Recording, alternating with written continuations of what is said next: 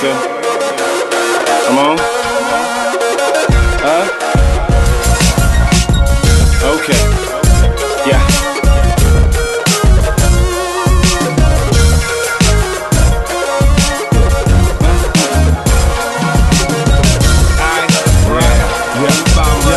Legendary, Cuban zirconias. I lose wings all the time, why would I want to flush? Money down the toilet for something so inglorious. When I got a diamond mine, I shine through my stories, bruh. My status come from aura since I had baby. You are now listening to The Shaw Report with Damian Banks. What's happening? What's up? What's going on? It's The Shaw Report, and I am your host, Damian Banks.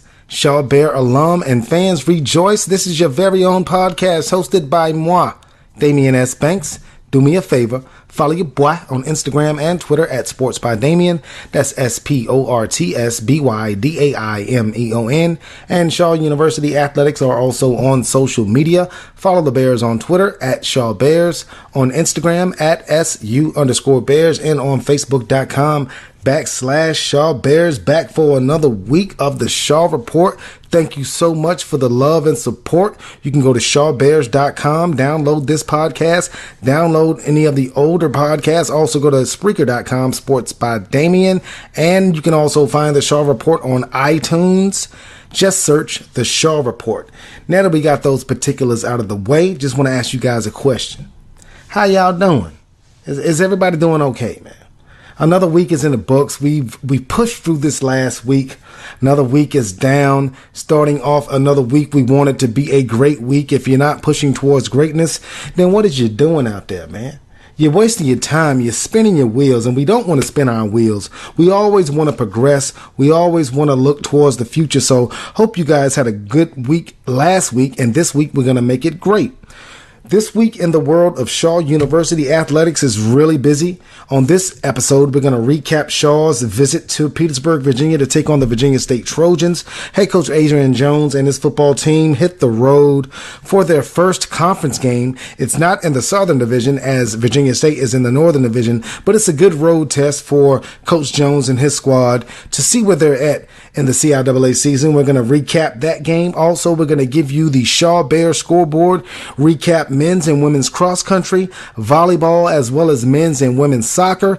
And we're going to end the show with the CIAA scoreboard, which is going to be mainly football scores. Before I do all that, let me take a swig of this natural spring water. I think it's from Food Lion again this time. So, you know, I love my natural spring water. I don't really do the purified drinking water. I know they say that water doesn't have a taste, but purified drinking water just tastes funny to me, man. Spring water, much more crisp of a taste. So let me take a little swig of this and we're going to get this thing popping 10. Oh yeah, she right. I put some crushed ice in that thing too. Real cold, real crisp. But I digress. Let's get this show on the road. We begin with the Shaw Bears football team. They were on the road taking on defending CIAA champion, the Virginia State Trojans. Big road test for head coach Adrian Jones and the Shaw Bears. So far this season, a lot of improvement on the Shaw University men's football team. And, you know, that improvement continued as they took on, you know, quite an impressive foe in the Virginia State Trojans. Like we said, Virginia State is coming off of their CIAA championship. So this was a good road test for head coach Adrian Jones and his staff.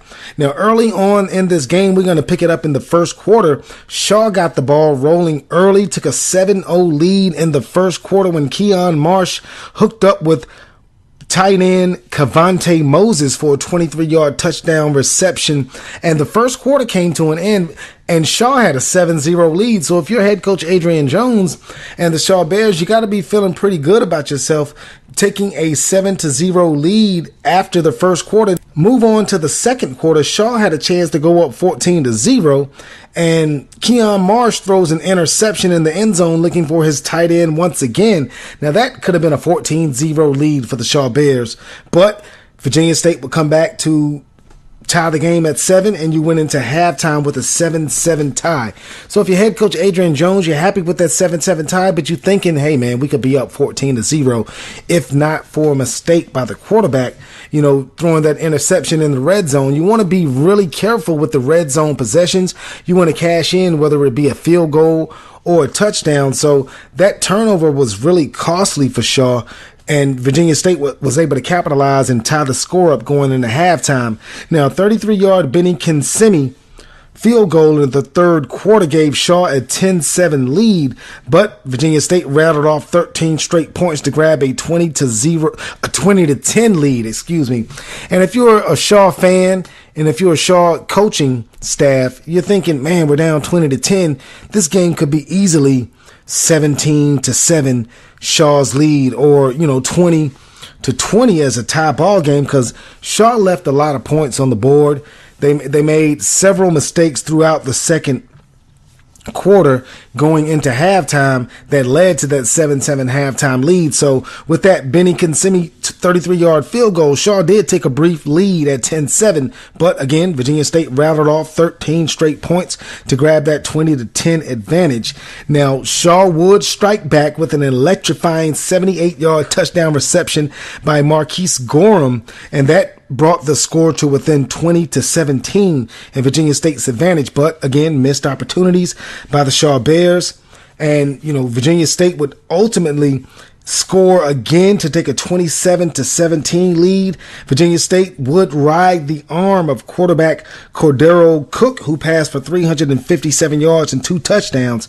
Keon Marsh had a pretty good game for Shaw University at the quarterback position, throwing for 298 yards and 2 touchdowns, but Keon did have 2 interceptions. You got to limit those turnovers if you're Keon Marsh to give you a chance, to give your school a chance to win, especially on the road in a tough CIAA road environment. Receiving wise, Marquise Gorham, 151 yards receiving and 1 touchdown, 3 receptions for 47 yards for senior Ray Green Jr., but it wasn't enough. Shaw University fell by the 34-17 score. They fall to 1-3 on the season, but these games are very close. Shaw has really improved defensively. Devin Hunt is going to be a beast. Defensively, Shaw was able to stop the run against Virginia State, but Cordero Cook passed for 357 yards and 2 touchdowns. He normally doesn't throw for that many yards, but, Virginia State is a championship-proven team. Shaw is getting there. They played Virginia State really tough, had their opportunities, but missed opportunities, some mistakes. Ultimately, Virginia State came away with a 34-17 win. Shaw University, keep working, man. Keep chopping wood and just keep improving, as Adrian Jones would say, as head coach Adrian Jones say. You got to take advantage of your opportunities, and if you're Shaw, don't worry. It's a divisional game in the Northern Division. So you haven't lost a divisional game in the Southern Division. Fayetteville State, Johnson C. Smith, St. Aug's, those schools are in the Southern Division. So as long as Shaw keeps improving and wins those Southern Division games, they still have an opportunity to represent the Southern Division in the CIAA championship game. I know head coach Adrian Jones and his squad, they're very disappointed. They felt like they could have came away with a huge road victory at defending CIAA champion Virginia State. Is back to the drawing board for head coach Adrian Jones and the Shaw University Bears football team.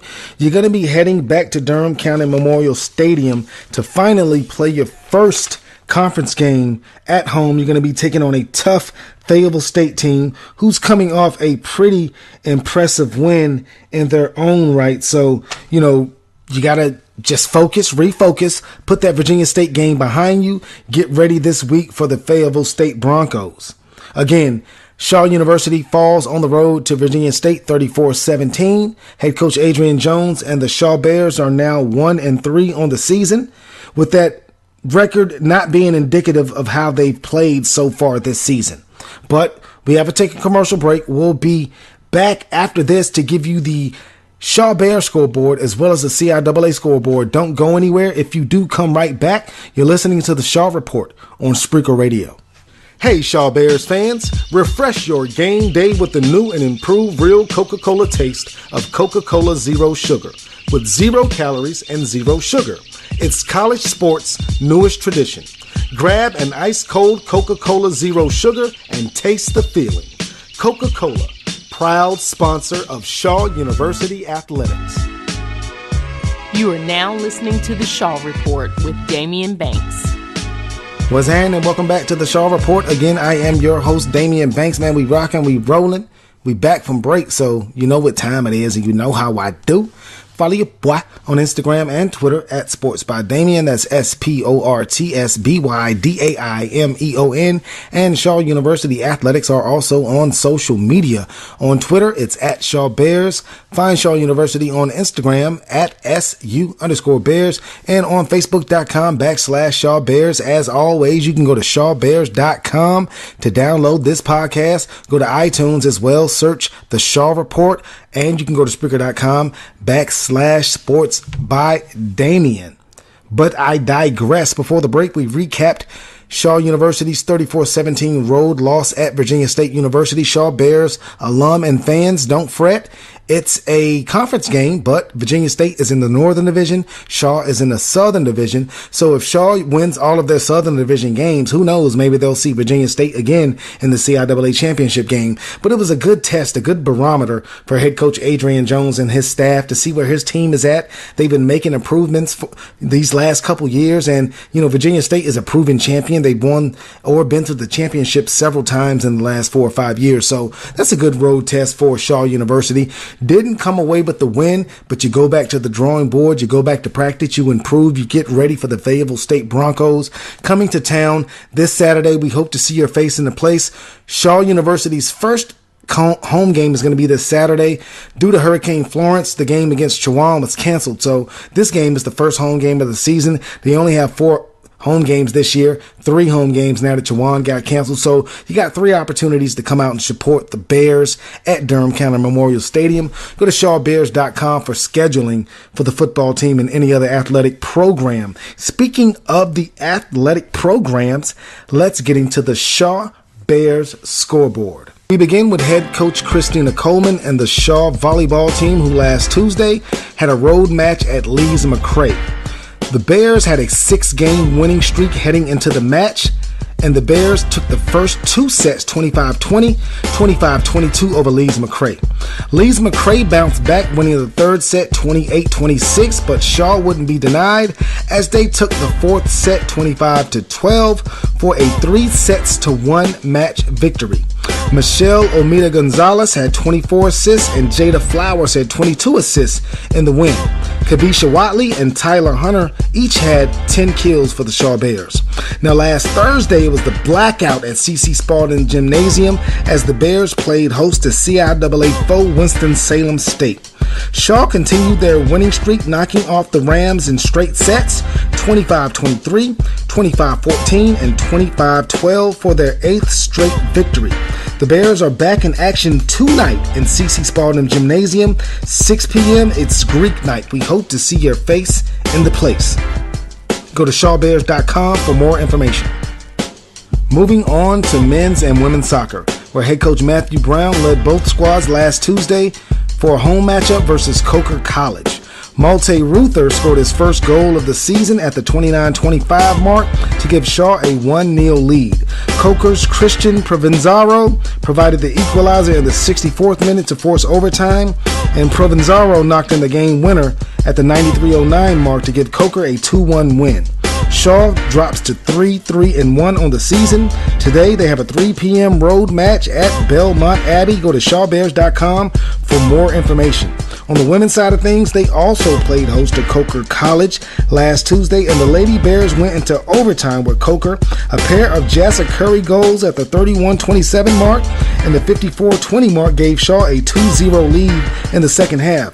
Coker fought back in the second half with a pair of goals to force overtime, but fantastic freshman Jessa Curry came up big with their hat-trick winner in the 99th minute to give Shaw a 3-2 win. The Lady Bears are now 4-0 on the season. They will be at Georgia Southwestern on Wednesday. Go to ShawBears.com for more information. Lastly, we go to cross country as head coach Franz Kwame Smith and both of his squads competed in the 35th annual Greensboro Invitational. On the men's side of things, of course, Mike Legat finished very high, 4th overall for the men,